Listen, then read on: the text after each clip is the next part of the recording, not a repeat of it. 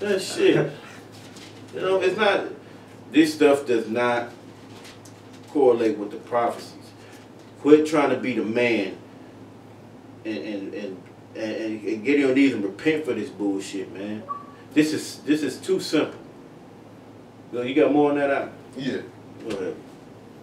Speaking of lies, hypocrisy, having their conscience seared with a hot Why iron. y'all seared with to prove people wrong? You seared with a hot iron for your wickedness to come out. You seared to have your doctrine come out, so everybody to want to know that we are the ones that brought this out and nobody else did.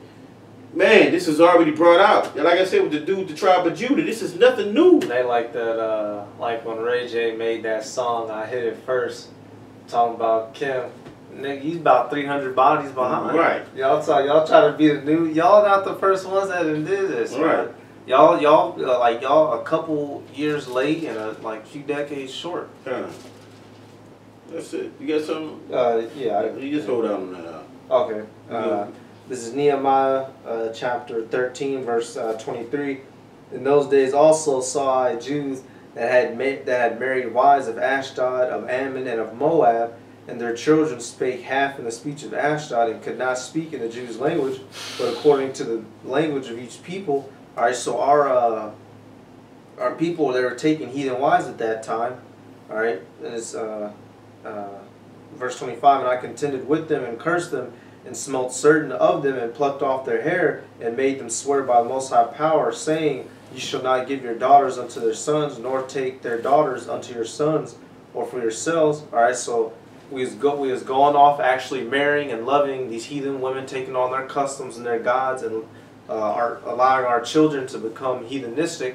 All right, but even in spite of all that, was this next verse, verse 26. Did not Solomon, king of Israel, sin by these things? Yet among many nations was there no king like him, who was beloved of his power, and the Most High Power made him king over all Israel. Nevertheless, even him did outlandish women cause to sin. All right. So even though they was going off and it was given into heathenism, and King Solomon did the same thing, he was still beloved of the Most High Power. It didn't matter him having a heathen woman didn't matter. All right. It was the fact of him going off with their gods. All right. Having a heathen woman doesn't affect your lineage. All right. It doesn't affect your birthright. It doesn't affect anything about you unless you give in to those gods. All right. Hamashiach Yahushai having heathens in his bloodline doesn't mean jack shit. In all honesty, those two. The reason why Rahab gets brought up is because did you look it up in the Bible dictionary, or was that online where they gave that definition showing faith? Oh, that was we talking about pleasant and then bitter. You talking about that, or no? When you had looked up some about Rahab, and it said that she's basically just an example of faith, obedience. I forgot. Was that on the phone or on the dictionary? What, just now? Yeah, a minute ago. Yeah, I think it was a phone. I think. Okay, kind of. Well, basically, her story, her Rahab popped up in the scriptures just to I'm trying to think of the words to say. All right, but basically the faith. All right, the two spies came to the city. They said, "Hey, we finna destroy this. We finna destroy, huh?"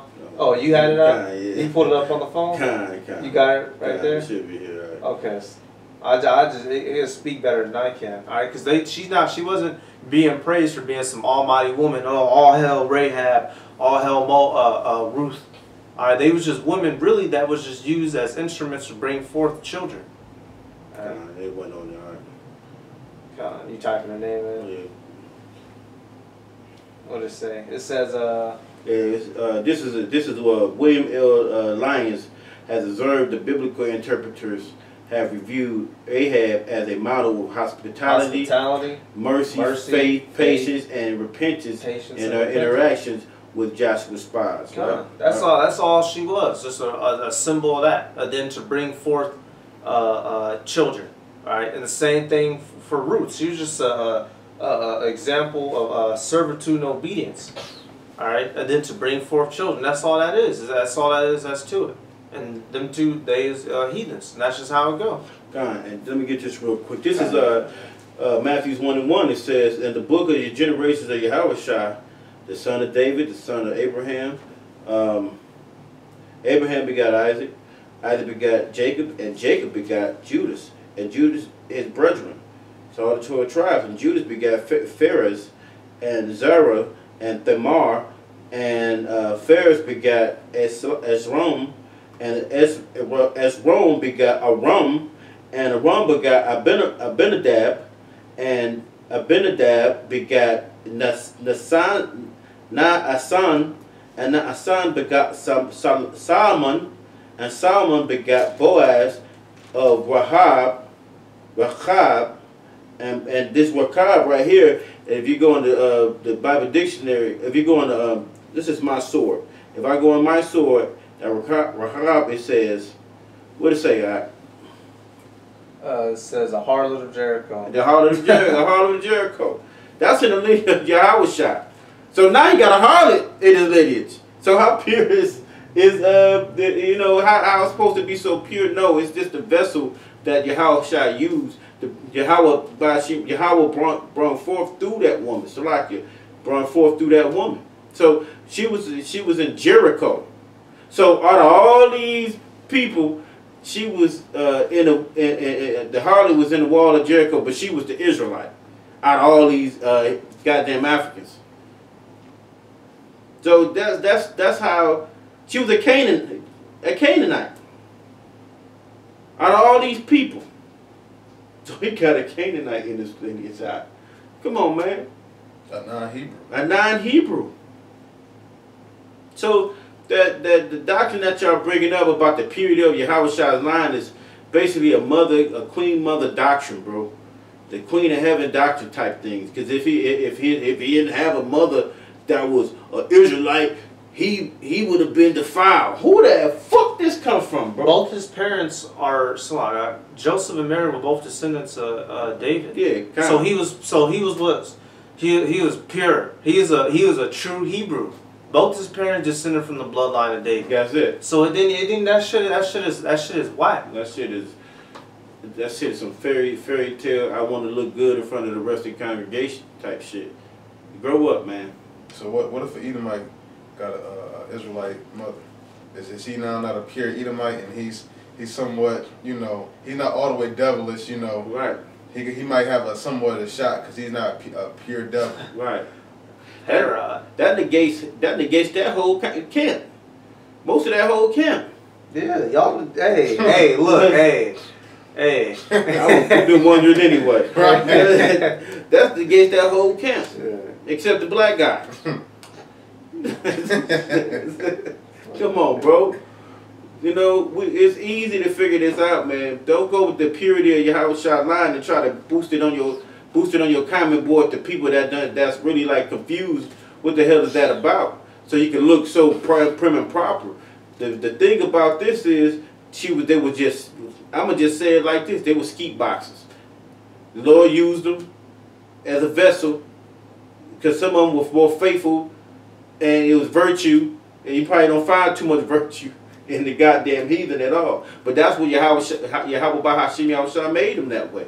And if he didn't, it still was a vessel that he used. That's it. And now you negate all the Israelite foreigners that come through a heathen mother.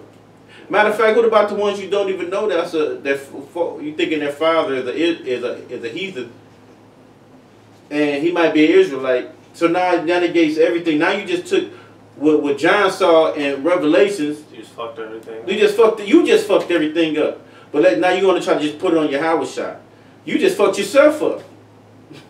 Because we under the same laws and statutes, commandments that Yahushua was when he was on earth.